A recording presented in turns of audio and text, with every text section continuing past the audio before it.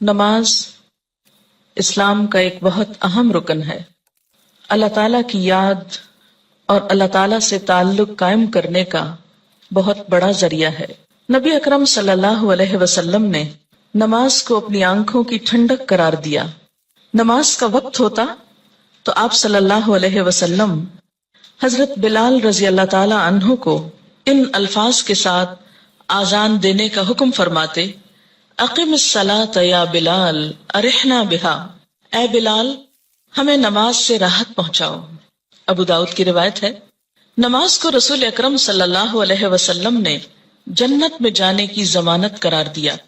حضرت ربیعہ بن کعب اسلمی رضی اللہ تعالی عنہ رسول اللہ صلی اللہ علیہ وسلم کی خدمت میں حاضر رہتے اور نبی صلی اللہ علیہ وسلم کے لیے وضو کا پانی اور دوسری چیزیں لایا کرتے تھے۔ ایک مرتبہ آپ نے خوش ہو کر فرمایا: ربیعہ مانگو، کیا مانگتے ہو؟ حضرت ربیعہ رضی اللہ تعالی عنہ نے عرض کیا: یا رسول اللہ صلی اللہ علیہ وسلم، جنت میں آپ کا ساتھ چاہتا ہوں۔ آپ نے فرمایا: تو پھر سجدوں کی کثرت سے میری مدد کرو۔ یہ صحیح مسلم کی روایت ہے۔ یعنی اگر تمہارے نامہ اعمال میں سجدے زیادہ ہوئے تو میرے لیے تمہاری سفارش کرنا آسان ہو جائے گا۔ اللہ تعالیٰ نے قرآن پاک میں کامیاب لوگوں کی نشانی یہ بتائی ہے کہ وہ نماز کی پابندی کرتے ہیں۔ سورۃ المؤمنون آیت 9۔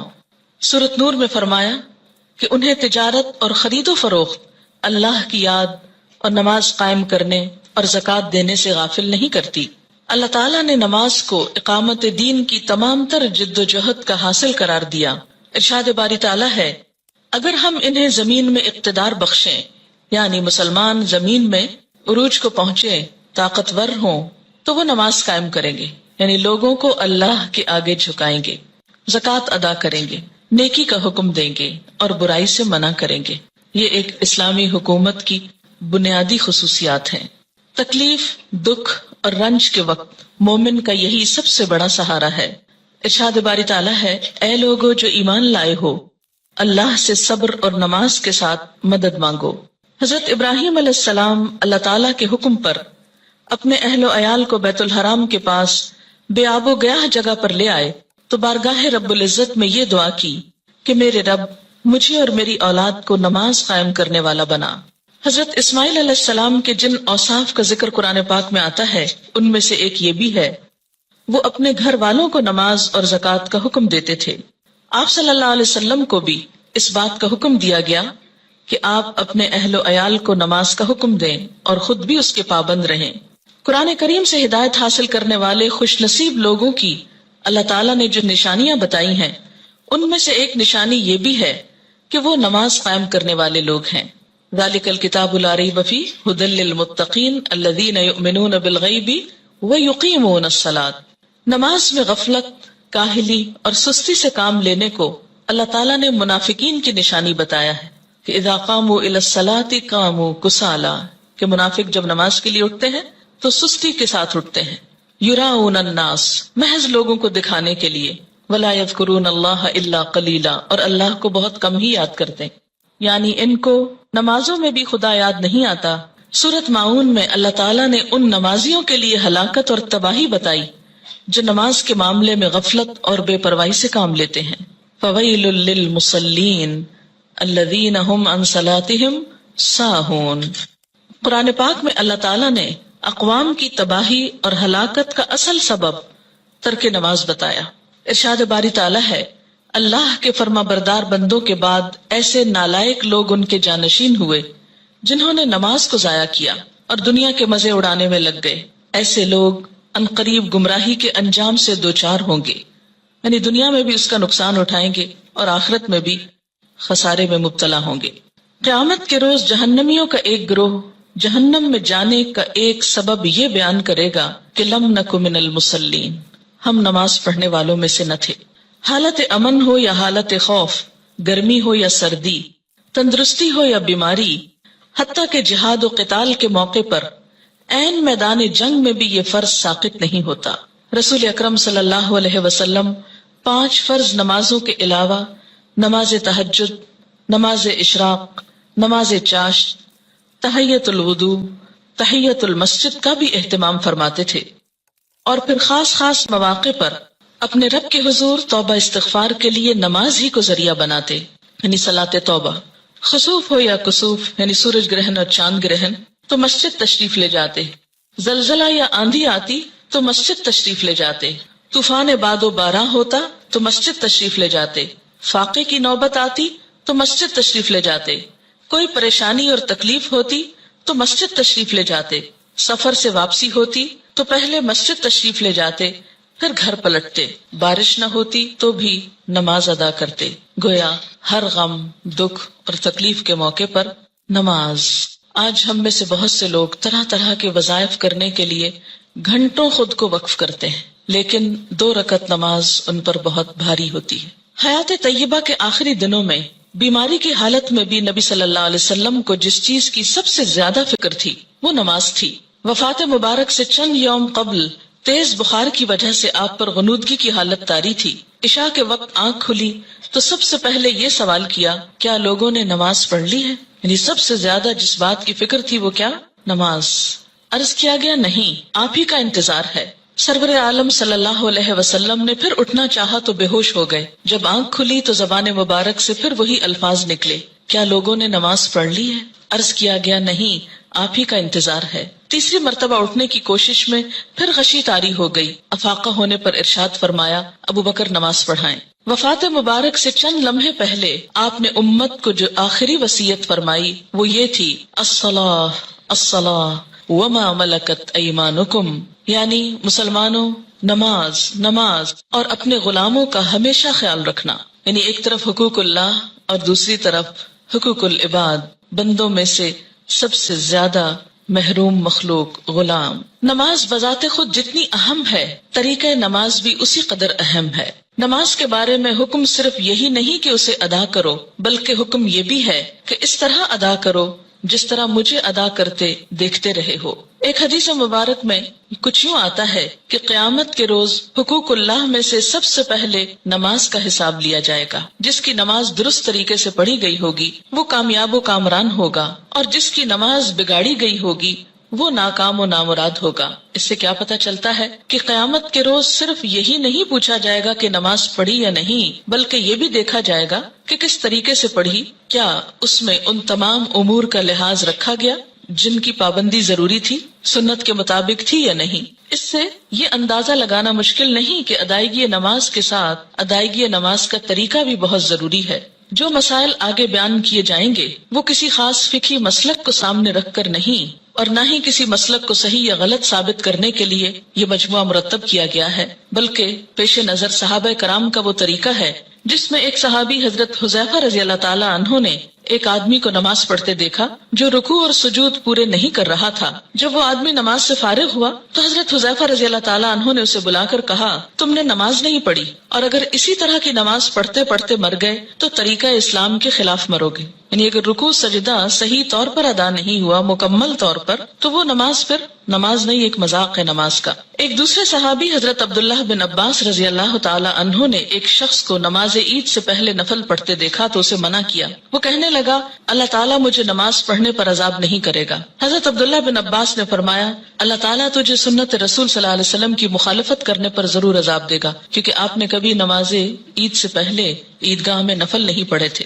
ایسے کاموں سے کیوں اتنی شدت سے روکا گیا؟ کیونکہ اس سے دین بوجھل ہو جاتا ہے۔ اگر ایک شخص ایک رو میں آ کے کرتا ہے، دوسرا اس کو دیکھ کے، کل ایک پورا وہ طریقہ بن جائے گا اور لوگ اس کو اپنے لیے لازم قرار دے دیں گے اور بلا وجہ دین کو بھاری کر لیں گے۔ ایک اور صحابی حضرت عمارہ بن رویبہ رضی اللہ تعالی عنہ نے خطبہ جمعہ کے دوران حاکم وقت کو ممبر پر ہاتھ بلند کرتے دیکھا تو کہا، اللہ خراب کرے ان ہاتھوں کو، میں نے رسول اللہ صلی اللہ علیہ وسلم کو دیکھا ہے کہ اس سے زیادہ نہ کرتے تھے۔ یعنی جمعے کے خطبے کا بھی ایک خاص سٹائل ہونا چاہیے، اور اپنی انگشت شہادت سے اشارہ کیا کہ انگلی سے زیادہ آپ خطبے کے دوران ہاتھوں کو نہیں اٹھاتے تھے۔ آج آپ دیکھیے سنت کی جب مخالفت ہوتی ہے تو اس کا نتیجہ کیا نکلا ہے کہ لوگ دین سے ہی بھاگنا شروع ہو گئے، کیونکہ بتانے والوں کا انداز اور سٹائل اور بیٹھنا اور گفتگو کرنا یہ سب کچھ دین کے یا حق میں جاتا ہے یا خلاف جاتا ہے۔ سنت رسول صلی اللہ علیہ وسلم سے محبت کا یہی جذبہ ہم سب کا مذہب ہے، اور اسی جذبے کے تحت یہ احادیث پیش کی جا رہی ہیں۔ صحابہ کرام کے مذکورہ بالا طرز عمل سے یہ بھی معلوم ہوتا ہے کہ جن مسائل کو فروعی، اختلافی اور غیر اہم سمجھتے ہوئے نظر انداز کر دیتے ہیں، صحابہ کرام کے نزدیک ان کی کتنی اہمیت تھی۔ حقیقت یہ ہے کہ جو شخص رسول اللہ صلی اللہ علیہ وسلم کے اس فرمان مبارک سے آگاہ ہے، من رغب عن سنتی فلیس منی، یعنی جس شخص نے میری سنت اختیار کرنے سے گریز کیا وہ مجھ سے نہیں، وہ کسی بھی سنت کو معمولی اور غیر اہم سمجھ کر نظر انداز کرنے کی جسارت نہیں کر سکتا۔ ہمارے ہاں یہ ٹرینڈ بہت عام ہو گیا ہے کہ جو تو قرآن میں لکھا ہے یا جو فرض کے درجے میں ہے وہ تو ہم کر لیں، اور سنت وہ تو معمولی چیز ہے، کوئی فرض تھوڑی ہے۔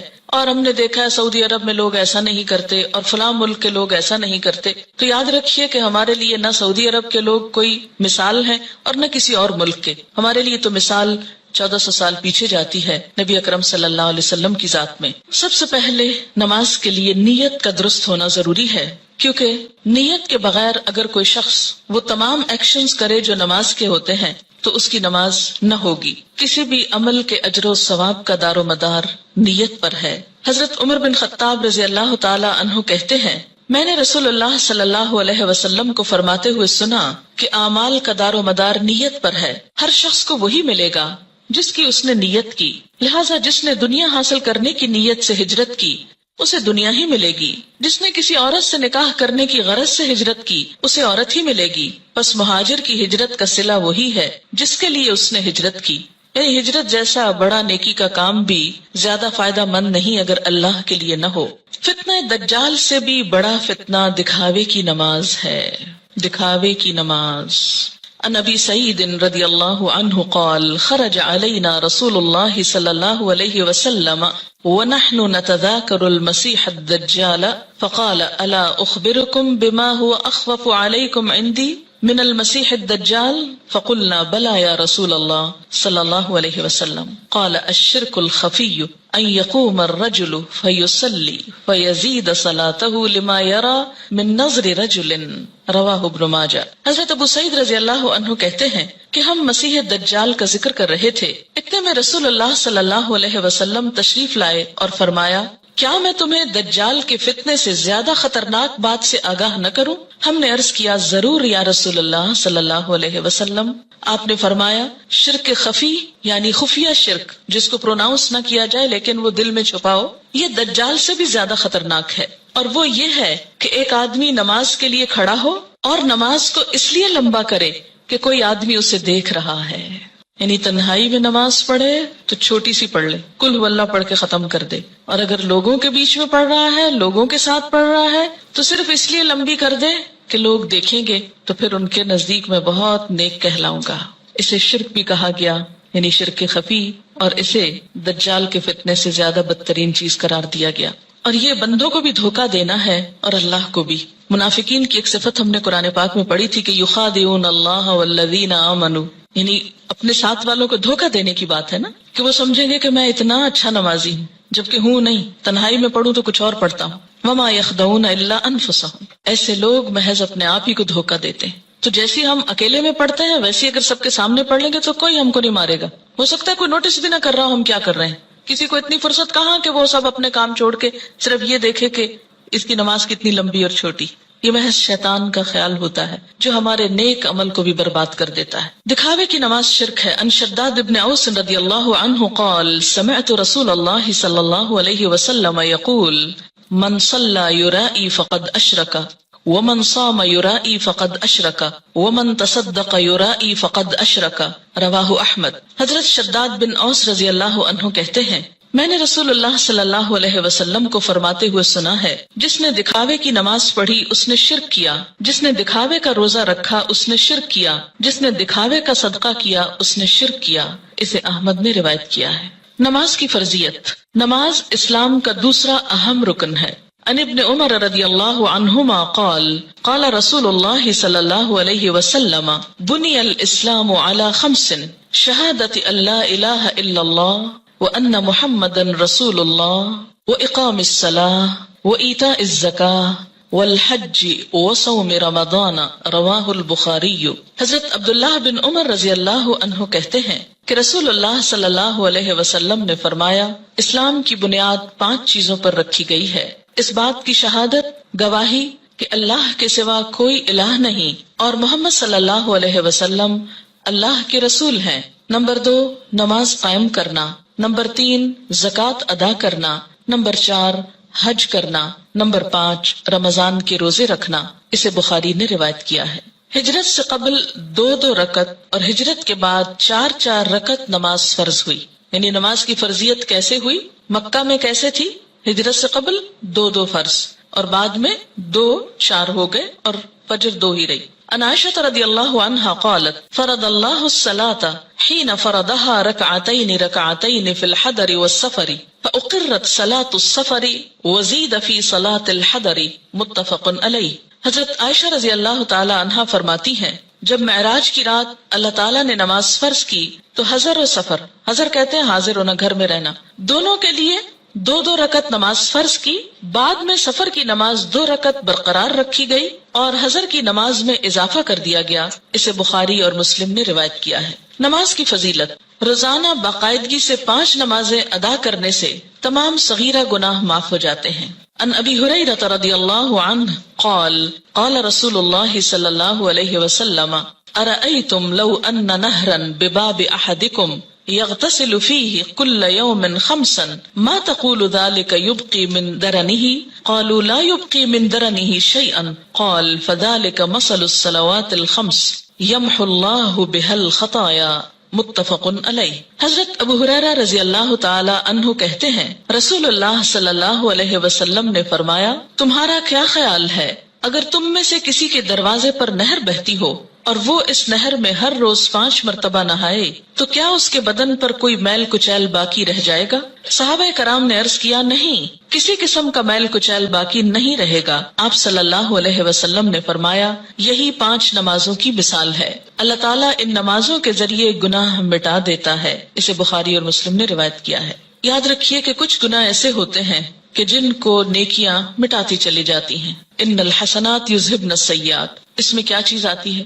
مثلا آپ کے ہاتھوں کو ڈسٹ اور چھوٹی موٹی گندگی لگ جاتی ہے کام کرتے ہوئے، جب آپ پانی سے دھوتے ہیں تو وہ ڈسٹ خود بخود بہہ جاتی۔ کچھ چکنائی وغیرہ کے داغ ایسے ہوتے ہیں کہ جو صرف پانی سے نہیں دھلتے، اس کے لیے آپ کو صابن استعمال کرنا پڑتا ہے۔ کچھ داغ ایسے ہوتے ہیں پینٹ وغیرہ کے کہ جو صرف پانی اور صابن سے نہیں دھلتے، ان کے لیے آپ کو مخصوص قسم کا سولوشن استعمال کرنا ہوتا ہے جو ان دھبوں کو دور کر دے۔ اسی طرح روحانی نجاستیں اور گناہ، ان کی بھی کچھ قسمیں ایسی ہیں کہ جو خود بخود نیکیوں سے مٹتی چلی جاتی ہیں، کچھ کے لیے عبادات کفارے کا ذریعہ بنتی ہیں، لیکن کچھ گناہ ایسے ہیں کہ جن کے داغ بہت سخت ہیں اور ان کے لیے خصوصی عمل توبہ استغفار، ان گناہوں کا کفارہ اور مداوع ضروری ہوتا ہے۔ جب تک ان پہ مثلاً حد جاری نہ ہو جائے یا کفارہ نہ دے دیا جائے یا بطور خاص اس کی توبہ اور اصلاح نہ کر لی جائے تو وہ گناہ معاف نہیں ہوتے۔ تو اسی لیے اس حدیث کا یہ جو معنی کیا گیا ہے یمحو اللہ بها الخطایا، تو خطایا سے مراد کیا ہے؟ عام چھوٹے موٹے گناہ جو انسان ہونے کے ناطے بھول چوک کر اچانک انسان سے سرزد ہو جاتے ہیں۔ آپ منہ سے کچھ کہنے چلے تھے، کچھ اور کہہ بیٹھے، آپ کی نیت نہیں تھی، ارادہ نہیں تھا، اچانک ہی کچھ ہو گیا، پھر احساس ہوتا ہے، پھر آپ دوبارہ اس کی اصلاح کرتے ہیں، لیکن بسا اوقات وہ بھی بھول جاتے ہیں۔ تو ایسے میں کیا ہے کہ جو چیزیں انجانے میں نہ چاہتے ہوئے انسان سے ہو جائیں تو اللہ تعالیٰ انسان کے گناہوں کو مختلف عبادات کے ذریعے دھوتا رہتا ہے۔ نماز گناہوں کی آگ کو ٹھنڈا کرتی ہے۔ عن انس بن مالک رضی اللہ عنہ قال قال رسول اللہ صلی اللہ علیہ وسلم ان للہ ملکا ینادی عند کل صلاة یا بنی آدم قوموا الی نیرانکم التی اوقدتموها فاطفئوها رواہ الطبرانی فی الاوسط۔ حضرت انس بن مالک رضی اللہ تعالی عنہ کہتے ہیں رسول اللہ صلی اللہ علیہ وسلم نے فرمایا ہر نماز کے وقت اللہ تعالیٰ کا مقرر کردہ فرشتہ پکارتا ہے، لوگو اٹھو اس آگ کو بجھانے کے لیے جسے تم نے اپنے گناہوں سے جلایا ہے۔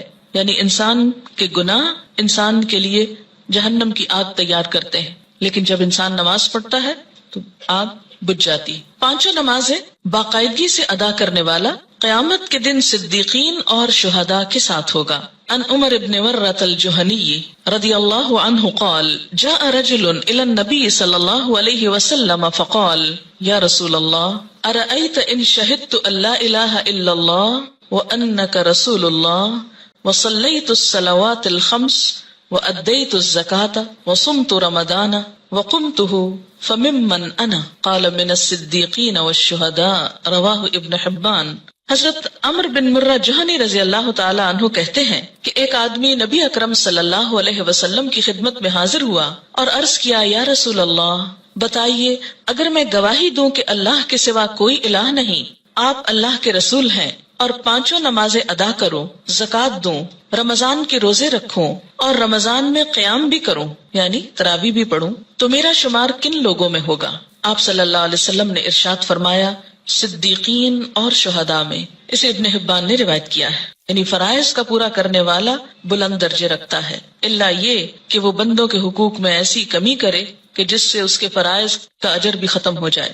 رات کی تاریکی میں مسجد میں آنے والے نمازیوں کے لیے قیامت کے دن مکمل نور کی خوشخبری ہے۔ ان بریدہ رضی اللہ عنہ ان النبی صلی اللہ علیہ وسلم قال بشر المشائین فی الظلم الى المساجد بالنور التام یوم القیامہ، رواہ ابو داود والترمذی۔ حضرت بریدہ رضی اللہ تعالی عنہ روایت کرتے ہیں کہ نبی اکرم صلی اللہ علیہ وسلم نے فرمایا، اندھیرے میں مسجدوں کی طرف چل کر جانے والوں کو قیامت کے دن مکمل روشنی کی خوشخبری دے دو۔ یہ تو آپ سب جانتے ہیں نا کہ حشر کے میدان میں بہت اندھیرا ہوگا، لیکن کچھ لوگوں کے پاس نور ہوگا، کچھ کے پاس ہوگا پھر چھین لیا جائے گا منافقوں سے۔ اور یہ نور کون سا نور ہوگا؟ انسان کے اپنے اعمال کا، اور اس نور کو بڑھانے والی چیز نماز ہے، اور خصوصاً رات کے اندھیرے میں مسجد جانے والوں کے لیے خوشخبری ہے۔ عورتوں کے لیے گھر میں ہی یہ نماز پڑھنے کا اجر ہے، اور اگر وہ مسجد نہیں بھی جا پاتی تو انشاءاللہ پابندی سے نماز ادا کرنے کی صورت میں وہ اس اجر سے محروم نہیں رہیں گی۔ نور کی وہ دعا بھی سکھائی گئی نا کہ ربنا اتمم لنا نورنا، اللہ ہمارا نور ہم پہ مکمل کر دے، کہ حشر کے میدان میں یہ دعا مانگیں گے اہل ایمان اس پریشانی سے کہ کہیں ان کا نور ان سے چھین نہ لیا جائے۔ مسجد میں آنے والے نمازی اللہ کے ملاقاتی ہیں جن کی اللہ تعالیٰ عزت فرماتا ہے۔ وعن سلمان رضی اللہ عنہ ان النبی صلی اللہ علیہ وسلم قال من تودأ في بيته فأحسن الوضوء ثم أتى المسجد فهو زائر الله وحق على المزور أن يكرم الزائر، رواہ الطبرانی۔ حضرت سلمان رضی اللہ تعالی عنہ سے روایت ہے کہ نبی اکرم صلی اللہ علیہ وسلم نے فرمایا، جس نے اپنے گھر میں اچھی طرح وضو کیا اور پھر مسجد میں آیا وہ اللہ کا ملاقاتی ہے، اور میزبان کے لیے ضروری ہے کہ وہ اپنے ملاقاتی کی عزت کرے۔ قیامت کے دن ایسے لوگوں کو عزت کے ساتھ جنت میں رکھا جائے گا، عزت کا لباس پہنایا جائے گا اور عزت کا مقام دیا جائے گا۔ وَلَهُمْ أَجْرٌ کریم کی جو بات آتی ہے، کریم عزت والا۔ نماز کی اہمیت، بے نماز کا انجام قارون، فرعون، حامان اور ابی ابن خلف کے ساتھ ہوگا۔ عن عبداللہ ابن عمرو بن العاص رضی اللہ عنہما عن النبی صلی اللہ علیہ وسلم انه ذکر الصلاة یوما فقال من حافظ علیہا كانت له نورا وبرهانا ونجاة يوم القيامة ومن لم يحافظ عليها لم يكن له نورا ولا برهانا ولا نجاة وكان يوم القيامة مع قارون وهامان وفرعون وأبي بن خلف، رواہ ابن حبان۔ حضرت عبداللہ بن عمرو بن العاص رضی اللہ تعالی عنہ کہتے ہیں کہ نبی اکرم صلی اللہ علیہ وسلم نے ایک دن نماز کا ذکر کرتے ہوئے فرمایا، جس شخص نے نماز کی حفاظت کی اس کے لیے نماز قیامت کے روز نور، برہان اور نجات کا سبب ہوگی، اور جس نے نماز کی حفاظت نہ کی اس کے لیے نہ نور ہوگا، نہ برہان، نہ نجات۔ نیز قیامت کے روز اس کا انجام قارون، فرعون، حامان اور ابی ابن خلف کے ساتھ ہوگا۔ اسے ابن حبان نے روایت کیا ہے۔ یہاں پر نماز کی حفاظت کا ذکر ہے، پابندی وقت بھی مراد ہے، رکوع اور سجود وغیرہ کی حفاظت بھی، اپنے دل اور خیالات کی حفاظت بھی، طہارت کی حفاظت بھی۔ تو ایسی نماز پڑھنے والے کی اللہ تعالیٰ بھی حفاظت فرمائیں گے، اور قیامت کے دن اس کے لیے یہ نماز سراسر فائدے کا سبب ہوگی۔ اور اگر نہیں تو ایسا شخص فرعون، قارون جو مال کی محبت میں گرفتار تھا، کیونکہ عموماً انسان نمازوں کی پرواہ کیوں نہیں کرتا مال کی محبت میں گرفتار ہو کر، فرعون حکومت اور جاہ و مال کی وجہ سے، تکبر کی وجہ سے، حامان جو اس کا مشیر تھا، جو فرعون کی خوشنودی حاصل کرنے کے لیے اسی کے دین پر تھا اور اسی کا مددگار اور وزیر تھا۔ آج بھی دنیا میں بہت سے ایسے لوگ ہیں جو اپنے بڑوں کی خوشنودی حاصل کرنے کے لیے اپنے کسی باس کی یا کسی بڑے کی اس کا کام کرتے کرتے یا اس کی خوشامد کرتے کرتے اللہ تعالیٰ کا یہ حق بھول جاتے ہیں. اور اسی طرح ابی ابن خلف اسلام دشمنوں میں سے تھا، یعنی ایسا شخص جو نماز کی حفاظت نہ کرے پھر اسے صدیقین اور شہداء کے ساتھ ہونے کی بجائے ایسے مجرموں کے ساتھ رکھا جائے گا. اسلام اور کفر کے درمیان حد فاصل نماز ہے. عن جابر رضی اللہ عنہ قال قال رسول اللہ صلی اللہ علیہ وسلم بین الرجل وبین الشرک والکفر ترک الصلاۃ، رواہ مسلم. حضرت جابر رضی اللہ عنہ سے روایت ہے کہ رسول اللہ صلی اللہ علیہ وسلم نے فرمایا، آدمی اور شرک یا کفر کے درمیان حد فاصل ترک نماز ہے، یعنی نماز کا پڑھنا یا چھوڑنا اس کو ایک طرف یا دوسری طرف لے آتا ہے.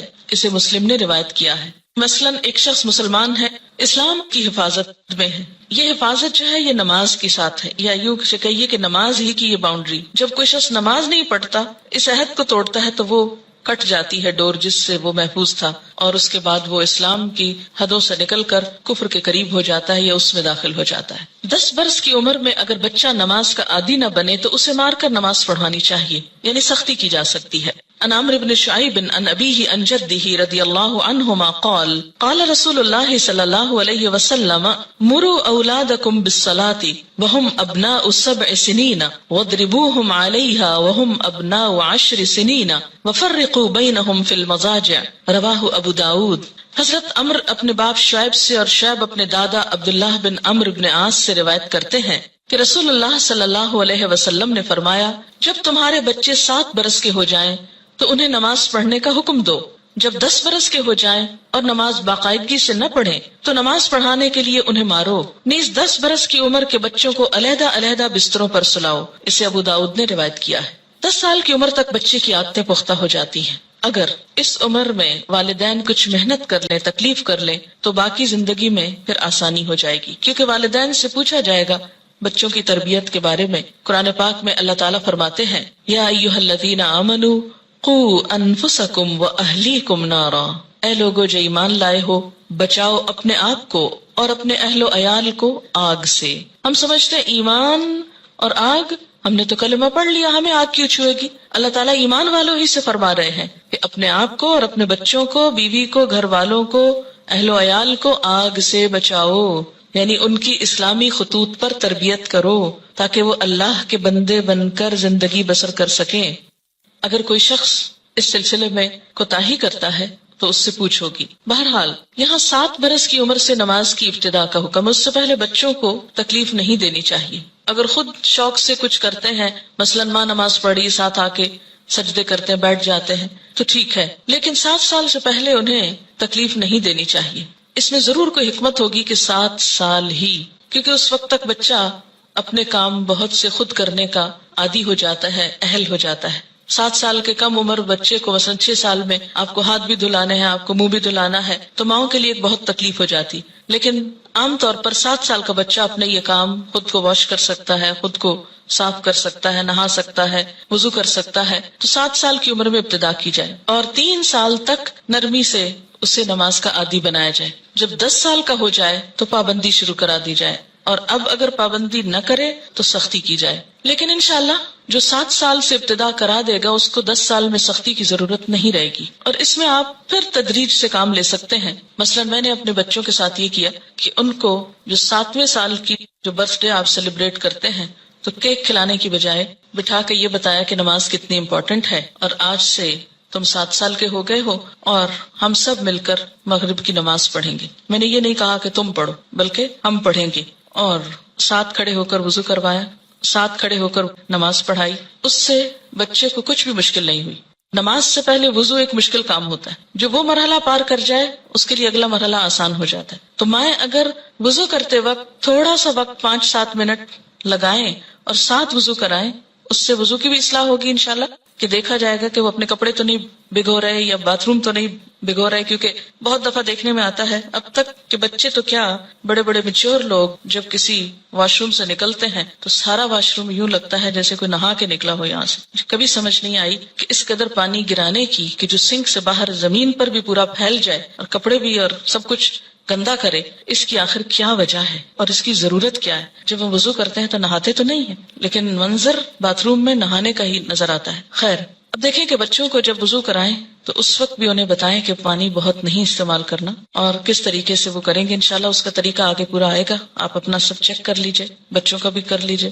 پھر اس کے بعد یہ کہ ساتھ کھڑا کر کے نماز پڑھائیں، کیونکہ تنہا نماز پڑھنے میں کوتاہی ہوتی ہے، مشکل لگتی ہے. جب ساتھ ماں ہوتی ہے تو بچے کو بہت ڈھارس ہوتی اور آسانی سے نماز پڑھ لیتا ہے. ایک آدھ مہینہ آپ صرف ایک ہی نماز پڑھائیں، پھر اس کے بعد عصر کی ساتھ شروع کر لیں، پھر ظہر کی کر لیں.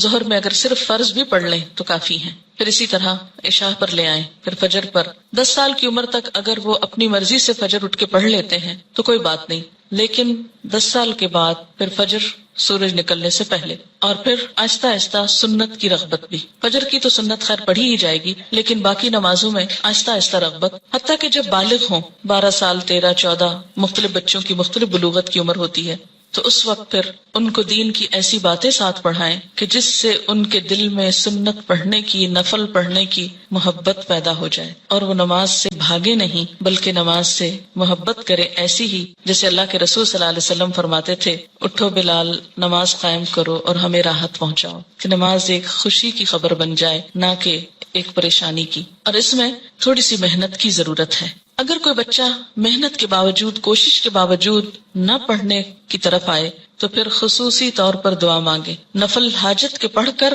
خصوصی دعا بچے کے لیے مانگے کہ اللہ تعالیٰ اس کے لیے یہ کام آسان کر دے اور اس کے دل میں یہ محبت پیدا کر دے. آپ دیکھیں کہ اگر آپ بچوں کو نماز کا عادی کر دیں گے تو آپ کو کتنا فائدہ ہے کہ ہر نماز میں جب وہ پڑھیں گے ربنا اغفر لی ولوالدی، یعنی ہر نماز کے اندر وہ آپ کے لیے دعائیں کریں گے.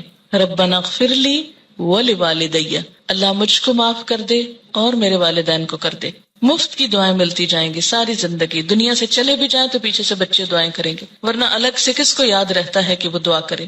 اور ایسے ہی بچے پھر ماں باپ کے لیے صدقہ جاریہ ہو جاتے ہیں.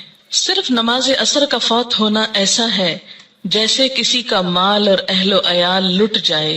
عن ابن عمر رضی اللہ عنہما قال قال رسول اللہ صلی اللہ علیہ وسلم الذي تفوته صلاة العصر فكأنما وتر اہلہ ومالہ، متفق علیہ.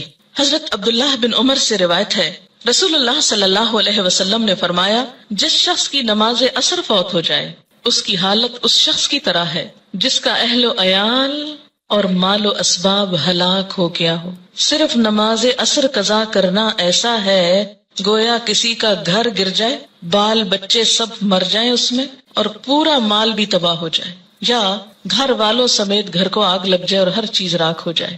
ایسا حادثہ اگر کہیں ہو جائے تو انسان دنوں یاد رکھتا ہے، لیکن نماز قضا کر کے کتنا دکھ اور تکلیف ہم محسوس کرتے ہیں وہ ہم سب اپنے دلوں سے پوچھ سکتے ہیں. یہ نقصان دنیا میں نظر نہیں آتا اس لیے دکھ بھی نہیں ہوتا، آخرت کے دن یہ نقصان نظر آئے گا اور تلافی کی کوئی صورت نہ ہوگی، کوئی موقع نہ ہوگا. اچھا، یہ جو حدیث ہے یہ بخاری اور مسلم نے روایت کی ہے، یعنی متفق علیہ حدیث ہے، یعنی کوئی ایسی کھیل مذاق کی بات نہیں ہے کہ ایسے ڈرا رہے. نماز سے غفلت کی سزا.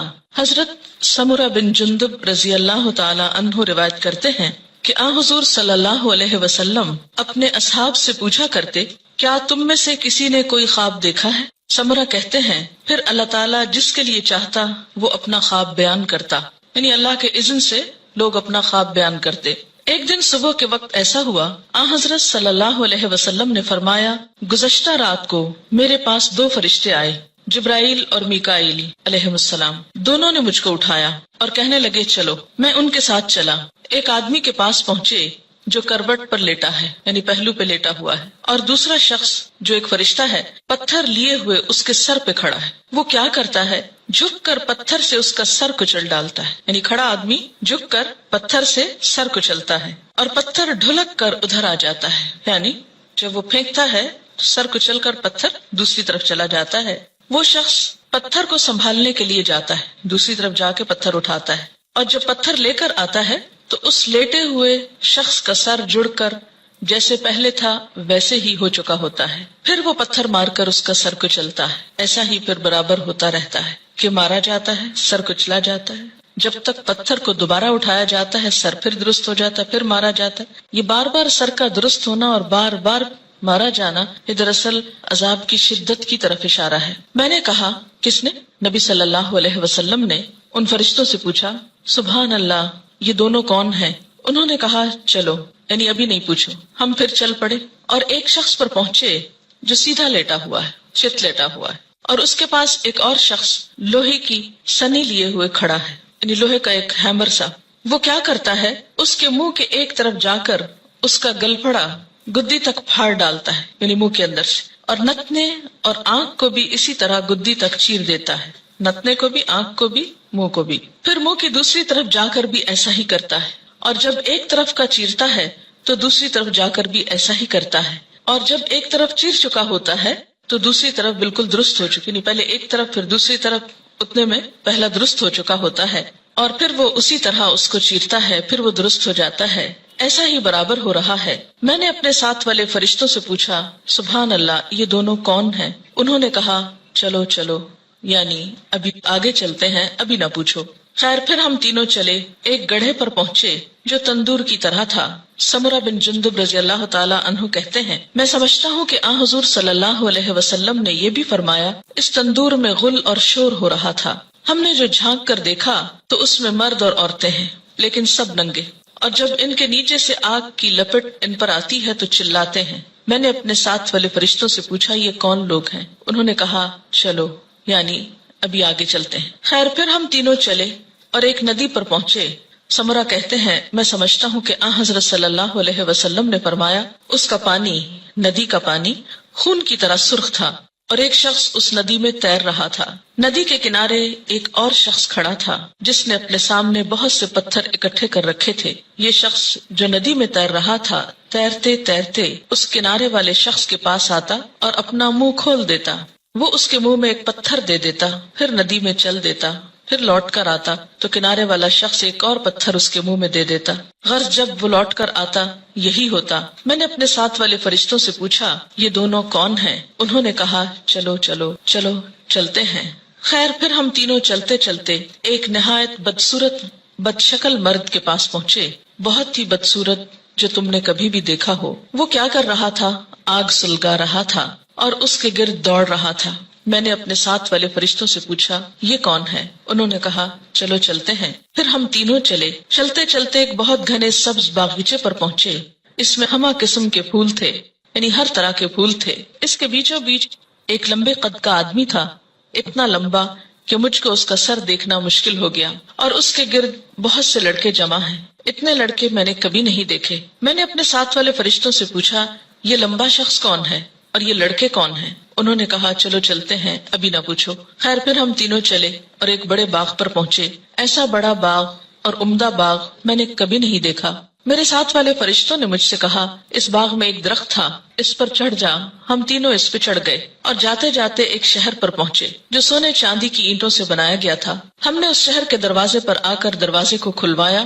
دروازہ کھولا گیا، ہم اس کے اندر گئے. وہاں ہم کو ایسے آدمی ملے کہ ان کا آدھا دھڑ تو نہایت خوبصورت، بہت ہی خوبصورت جو کبھی تم نے دیکھا ہو، اور آدھا بدصورت. میرے ساتھ والے فرشتوں نے ان سے کہا جاؤ اس ندی میں گر پڑو، غوطہ لگاؤ. وہاں ایک اور ندی دکھائی دی جو چوڑائی میں بہ رہی تھی. اس کا پانی دودھ کی طرح سفید تھا.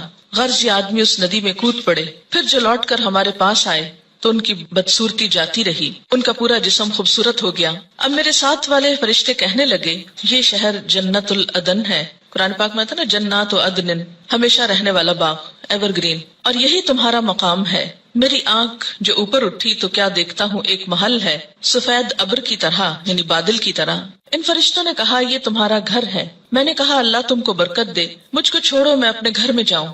انہوں نے کہا نہیں، ابھی تم اس گھر میں نہیں جا سکتے، لیکن بعد میں تم اس میں داخل ہوگے. میں نے کہا اچھا خیر. اس رات کو میں نے جو عجیب عجیب باتیں دیکھی تو ان کی حقیقت بیان کرو.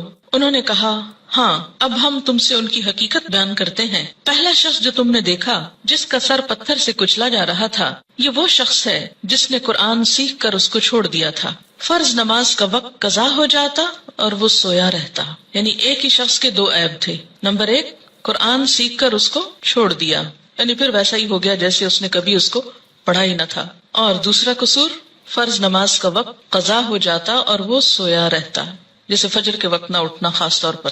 وہ شخص جس کے گل پڑے اور نتنے اور آنکھیں گدی تک چیر رہے تھے، وہ دنیا میں کیا کرتا تھا؟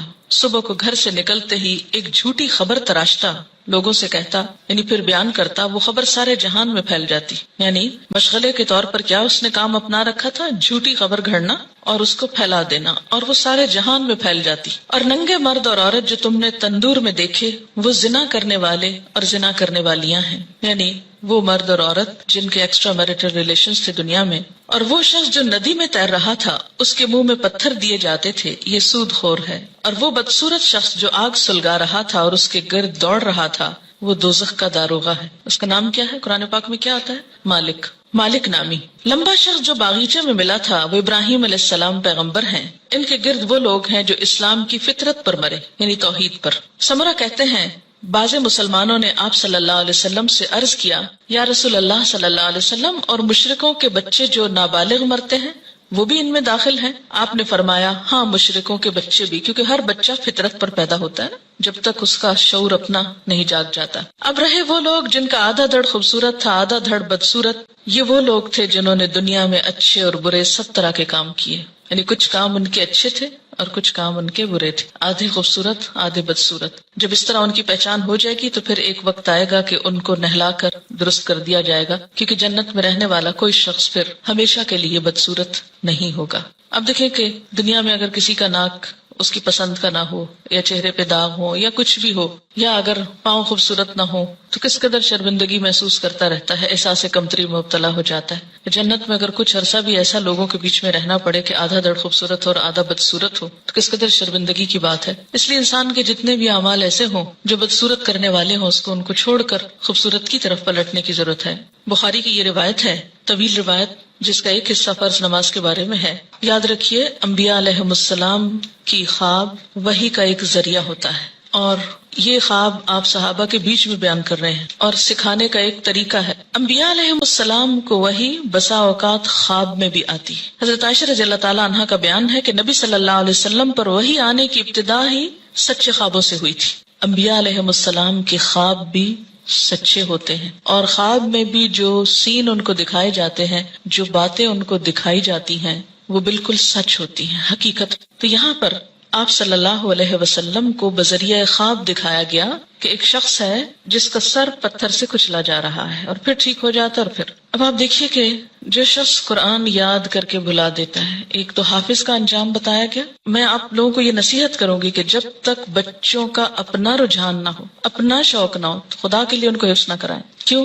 اس لیے کہ وہ ماں باپ کے کہنے میں آ کے کر تو لیتے ہیں، لیکن بعد میں اس کی حفاظت نہیں کرتے۔ ماں باپ کیوں اتنا اصرار کرتے ہیں ان کو حفظ کرانے پر؟ ریسنٹلی مجھے کسی نے بتایا کہ وہ خود نماز نہیں پڑھتے لیکن بچوں کو حفظ کرانے کا بہت شوق رکھتے ہیں۔ میں نے کہا ایسی بھی کیا بات ہوئی؟ اس لیے کہ وہ یہ چاہتے ہیں کہ بچے ان کو بخشوا سکیں، بچے حافظ بن جائیں اور ماں باپ کی بخشش کرا سکیں۔ تو جہاں اپنی بخشش کے لیے خود تو نماز پڑھی نہ جائے لیکن بچوں کو حافظ بنا دیا جائے، تو وہ بچے بھی کتنا یاد رکھیں گے، اور باپ کو سوتے دیکھیں ساری زندگی تو وہ کتنی نماز پڑھیں گے اور کتنا قرآن پڑھیں گے، تو اللہ ہی جانتا ہے۔ اللہ تعالیٰ یخرج الحی من المیت و یخرج المیت من الحی، زندہ سے مردہ اور مردہ سے زندہ کو نکالتا ہے، بے عمل سے با عمل بچے کو پیدا کر سکتا ہے، یہ اس کی شان ہے۔ لیکن ہم اپنی کوششوں کو بھی دیکھیں کہ ہم کیا کر رہے ہیں، اور اس میں فرض نماز پڑھے بغیر سو جانا میں فجر کی نماز بھی ہو سکتی ہے اور عشاء بھی ہو سکتی ہے، یا پھر ظہر پڑھے بغیر سو جانا، یا پھر عصر کے لیے اٹھنا ہی نہیں، سوئے چلے جانا۔ نماز فجر اور عشاء کے لیے مسجد میں نہ آنا نفاق کی علامت ہے۔ باجماعت نماز نہ پڑھنے والے لوگوں کے گھروں کو رسول اکرم صلی اللہ علیہ وسلم نے جلانے کا ارادہ فرمایا۔ عن ابی ہریرہ رضی اللہ عنہ قال قال رسول اللہ صلی اللہ علیہ وسلم لیس صلاة اسقل علی المنافقین من الفجر والعشاء ولو يعلمون ما فیہما لآتوهما ولو حبوا لقد هممت ان آمر المؤذن فيقيم ثم آمر رجلا يؤم الناس ثم آخذ شعلا من نار فأحرق على من لا يخرج إلى الصلاة بعد، متفق علیہ۔ حضرت ابو ہریرہ رضی اللہ تعالیٰ عنہ کہتے ہیں کہ رسول اللہ صلی اللہ علیہ وسلم نے فرمایا، منافقوں پر فجر اور عشاء کی نماز سے زیادہ بھاری کوئی نماز نہیں ہے۔ اگر انہیں پتہ چل جائے کہ دونوں نمازوں کا ثواب کتنا زیادہ ہے تو ان دونوں نمازوں میں ضرور آتے، خواہ گھٹنوں کے بل ہی آنا پڑتا، چل نہ سکتے تو رینگ کر آتے، جیسے بچے رینگتے ہیں، کرال کرتے ہیں، کرال کرتے ہوئے آتے۔ میں نے ارادہ کیا کہ مؤذن کو حکم دوں وہ اقامت کہے، پھر ایک آدمی کو حکم دوں کہ وہ لوگوں کی امامت کرائے، اور خود آگ کا ایک شعلہ لے کر ان لوگوں کے گھروں کو جلا دوں جو اس اذان اور اقامت کے بعد نماز کے لیے نہیں نکلتے۔ اسے بخاری اور مسلم نے روایت کیا ہے۔ خلاف سنت ادا کی گئی نماز قیامت کے روز ناکامی اور نامرادی کا باعث ہوگی۔ قیامت کے روز حقوق اللہ میں سب سے پہلے نماز کا حساب ہوگا۔ عن ابی ہریرہ رضی اللہ عنہ قال قال رسول اللہ صلی اللہ علیہ وسلم ان اول ما يحاسب به العبد يوم القيامة من عمله صلاته فإن صلحت فقد أفلح وأنجح وإن فسدت فقد خاب وخسر فإن انتقص من فريضته شيء قال الرب تبارك وتعالى انظروا هل لعبدي من تطوع فيكمل بها من انتقص من الفريضة ثم يكون سائر عمله على ذلك رواه الترمذي۔ حضرت ابو ہریرہ رضی اللہ تعالی عنہ کہتے ہیں رسول اللہ صلی اللہ علیہ وسلم نے ارشاد فرمایا قیامت کے روز بندے سے سب سے پہلے جس چیز کا حساب لیا جائے گا وہ اس کی نماز ہے۔ اگر نماز درست ہوئی تو بندہ کامیاب و کامران ہوگا۔ درست ہوئی یعنی صحیح طریقے پر ہوئی، مراد سنت کے مطابق۔ اور اگر نماز خراب ہوئی تو ناکام و نامراد ہوگا۔ خراب نماز سے مراد کیا؟ پڑھی تو لیکن اس کے جو آداب تھے ان کا لحاظ نہیں رکھا۔ اس میں طہارت، قبلے کا رخ ہونا، لباس کا درست ہونا، یہ ساری چیزیں آ جاتی ہیں۔ اگر بندے کے فرائض میں کچھ کوتاہی ہو گئی تو اللہ تعالیٰ فرمائیں گے میرے بندے کے نامہ اعمال میں دیکھو کوئی نفل عبادت ہے؟ یعنی اگر فرض نماز کم ہو گئی تو کہاں سے پوری کی جائے گی؟ نفل سے۔ اگر فرض زکوٰۃ میں کوئی کمی ہو گئی تو نفل صدقات سے، اسی طرح باقی عبادات میں بھی۔ پھر اس کے تمام اعمال کا حساب اسی طرح ہوگا۔ پہلے فرائض کو دیکھا جائے گا، اگر کوئی کمی ہو تو نوافل سے پوری کر دی جائے گی، لیکن اگر پڑھے ہی صرف فرض ہوں اور وہ بھی صحیح طریقے پر نہ ہو، اور نوافل کی طرف تو ہماری عام طور پر توجہ ہی کم ہوتی ہے۔ ہم میں سے کتنے نفل روزے رکھتے ہیں، کتنے نفلی صدقہ کرتے ہیں، کتنے نفل نماز پڑھتے ہیں، کتنے نفلی حج کرتے ہیں۔ نفل تو ایکسٹرا کے معنوں میں ہے، لیکن چلے اگر کم بھی ہے کچھ تو اس کو صحیح طریقے پر تو ادا کیا جائے تاکہ وہ قیامت کے دن نجات کا سبب بنے۔ وآخر دعوانا ان الحمد للہ رب العالمین۔